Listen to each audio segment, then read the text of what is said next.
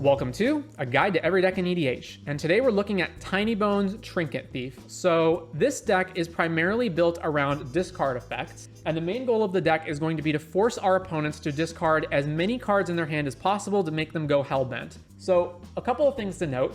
First of all, this deck could have either Tinybones or Tergrid as its commander. It really doesn't matter which one it is, although I prefer Tinybones because it's cheaper to cast. Secondly, when executed optimally and when the game plan of this deck actually functions, it is absolutely miserable to play against. So you only play this deck if you're willing to lose friends. So what is this deck trying to do? Again, you're just trying to make your opponents discard every single card in their hand and continue to not have any cards in their hand. So we're going to want to play as many discard related effects as possible. So first, just to go over what Tinybones does, at the beginning of each end step, if an opponent discarded a card this turn, you draw a card and you lose 1 life, and then you can pay 6. Each opponent with no cards in hand loses 10. That last part's not usually going to be too relevant, but the drawing a card does help us stay ahead on parity since a lot of the discard spells also cause us to discard. Tergrid is whenever an opponent sacks a non-token permanent or discards a permanent card, you may put that card from a graveyard onto the battlefield under your control.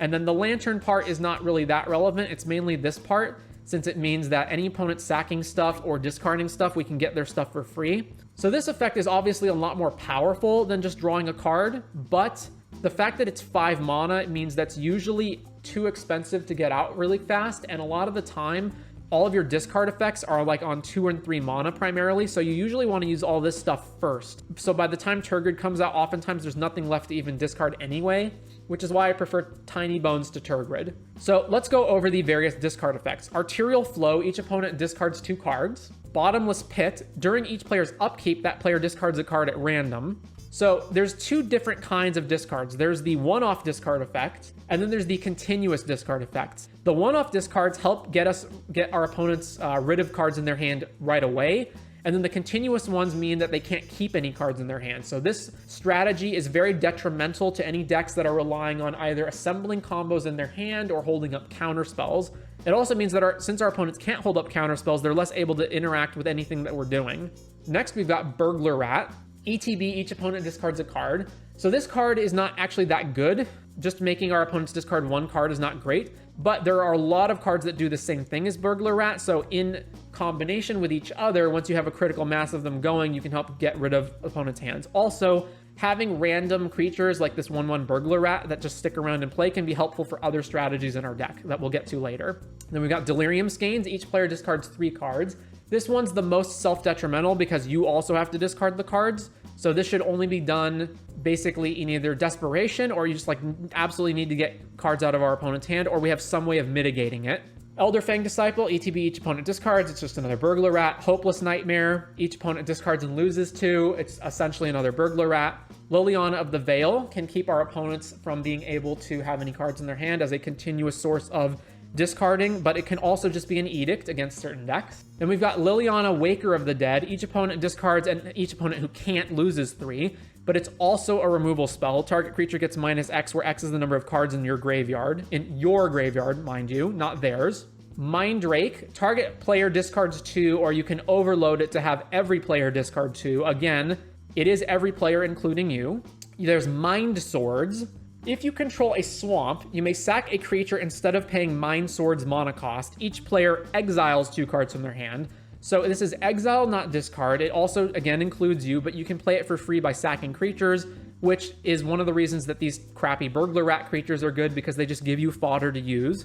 There's Necrogen Mists. At the beginning of each player's upkeep, that player discards a card, so it's like another Bottomless Pit. Oppression, this one's really nasty. Whenever a player casts a spell, that player discards a card. So this absolutely ensures that you cannot keep cards in your hand.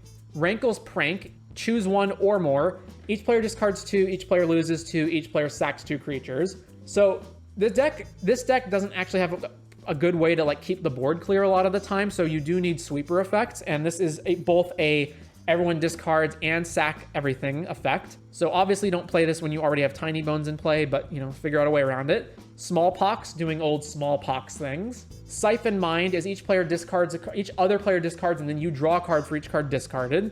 Castigar's Cruelty is each opponent discards, and it has Delve, although it costs 6, so you can't use this immediately. Vicious Rumors, deal 1 damage to each opponent, they discard a card, they mill a card, you gain a life. And Virus Beetle, ETB, each opponent discards, so another Burglar Rat. So you've got all these discard cards, you're keeping them down on being able to do anything. Then we've got all of our ramp, of course, so we've got all of these, Mana Rocks to do Mana Rock things. And then obviously, because we're making our opponent discard, well, this whole strategy gets counteracted if our opponents just have wheels or like any other cards that are drawing a bunch of cards. So we do need ways to either stop our opponent from drawing more cards or tax them for doing so. So we've got Chains of Mephistopheles so that they can't draw extra cards. And then we've got Bowmasters and Shieldred to punish them if they try to draw multiple extra cards. Also, again, we do need to keep the board clear. So we've got Damnation and Toxic Deluge on top of Rankle's Prank. Opposition Agent stops tutoring.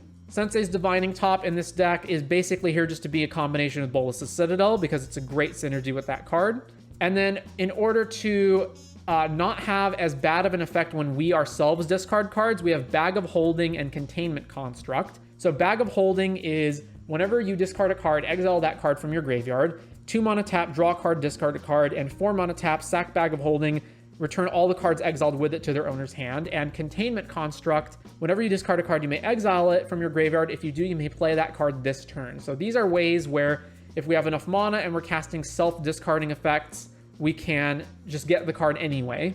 There's, of course, Tergrid to punish players from discarding or sacking, or just on the other face of the card, make them lose life. We've got our Spot Removal and Deadly Rollick. We've got some fast mana, Cabal Ritual, Culling the Weak, Dark Ritual, Jeweled Lotus, Lotus Petal, Rain of Filth, to combine with our commander or just other things that we need to get off really fast. And again, because we're causing everyone to discard cards, including ourselves very often, it doesn't really matter that we're spending a bunch of resources on fast mana since our hand's going to be empty anyway. We've got Tutors, Beseech the Mirror, Demonic, Diabolic Intent, Expedition Map, which is relevant because we have the Cabal Coffers thing going on. So we've got Coffers and Urborg. So if we happen to draw one of them, we can map for the other one and then have a bunch of mana. And we also have other lands in here that are relevant that we'll get to. And then Imperial Seal, Tainted Pact, Vamp Tutor. We also have combo cards.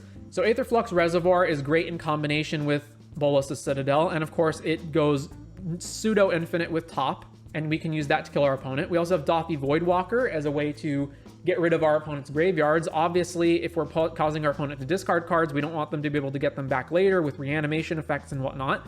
And then since we're playing Dothy anyway, we may as well play Helm of Obedience, causing our opponents to mill infinitely, although we can only do them one at a time in combination with Dothy. Also, Dothy is just good in combination with all the discards we're doing because we can have our opponents discard potentially expensive, powerful spells and then cast them for free. Then we've got some other cards that don't neatly fall into any specific category, but they're just good in general with the game plan that we're doing. So Blood Chief Ascension is at the beginning of each end step, if an opponent has lost 2 or more life this turn, you put a quest counter on it, and then whenever a card is put into an opponent's graveyard from anywhere, if this has 3 or more quest counters on it, you drain them for 2 life. So since we're causing our opponent to discard so many cards anyway, this, as long as we can get it online, will trigger our opponents to drain 2 every single time we cause them to discard, or put a card into their graveyard for any other reason. We've got Painful Quandary. Whenever an opponent casts a spell, that player loses 5 life unless they discard a card. So this adds up very fast, especially when our opponents have no cards to discard to begin with. Planar Void is in here, again, to make it so that our opponents can't just keep discarding to whatever. Now, because this triggers when the card hits the graveyard and doesn't just exile it as a replacement effect, it doesn't actually win the game with Helm of Obedience. And you could argue that Leyline of the Void would be a better shot here since it does combo with Helm of Obedience. But Leyline of the Void also is just a much worse card in general when we don't have it in our opening hand. And especially in a 100 card singleton deck, we're much less likely to have that. So I would rather have Planar Void as the cheaper version. And then, of course, Waste Not, which benefits us whenever our opponents discard by either making a 2/2 zombie, generating double black, or drawing a card.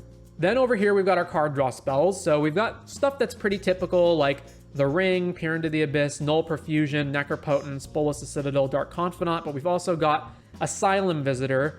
At the beginning of each player's upkeep, that's each player, if that player has no cards in hand, you draw a card and you lose 1 life. It also has Madness, so if we discard it, we can Madness it out. And then a few other card draw effects like Black Market Connections and Bolas's Citadel. So the main thing that this deck is going to try to do is we are going to try to just make our opponents discard all of their cards. and then somewhat control the board using some sweepers or maybe like Liliana as an edict effect, and then slowly drain the opponent away using cards like Waste Not to get ahead on them, or Plainful Quandary, or Bloodchief Ascension, or just tax them out with Shieldred or Orcish Bowmasters. So we have a superior board and ways of getting rid of their cards. Or we can just straight up combo kill them with like Dothy plus Helm of Obedience or Aetherflux plus Bolas' Citadel. And because we're causing them to discard so many cards, our opponents usually will just not have the resources to either combo themselves or to meaningfully interact with anything we're doing. There are a few cards that could have gone in this deck that are not in here, like other versions of discard, other versions of Hellbent stuff, but I think this is the best version of what we can do. Speaking of lands, some particular ones to note, there's of course Cabal Coffer Zerborg. We also have Castle Locthwain, Gaia Reach Sanitarium, which doesn't really specifically combo with anything in here, but it is very good just to enable extra draw or extra discard effects. Like if our opponents, if we've got like Bowmasters or Shieldred in play, it works with that. If we've got Dothy in play, if we've got Waste Not in play, then Gaia Reach will work with all of those cards. Also Nykthos. We don't have a ton of black permanents, but we do have enough to where Nykthos may sometimes just generate a bunch of mana. Ominous Cemetery is in here as just a land way to get rid of creatures that might be a problem. We don't need too much black mana since we're already a monocolor deck and we can afford to run some colorless lands. Phyrexian Tower. Sometimes we'll just have random like Burglar Rats in play that we don't really need anymore, and this can produce double black in order, with those cards. We do want fetch lands because we do have some stuff that matters, like specifically Bolas' Citadel is a card that matters. We also have Witch's Cottage, which we can tutor for. And then one Takanuma, Urza's Saga. There's a Vault of Whispers in here because this is relevant specifically for Mox Opal Metalcraft and for Beseech the Mirror Spotter. And then we've got a Volrath Stronghold to get creatures back from the graveyard on top of our deck, and one War Room as basically another card draw land similar to Castle Locthwain. And that is the totality of the Tinybones deck.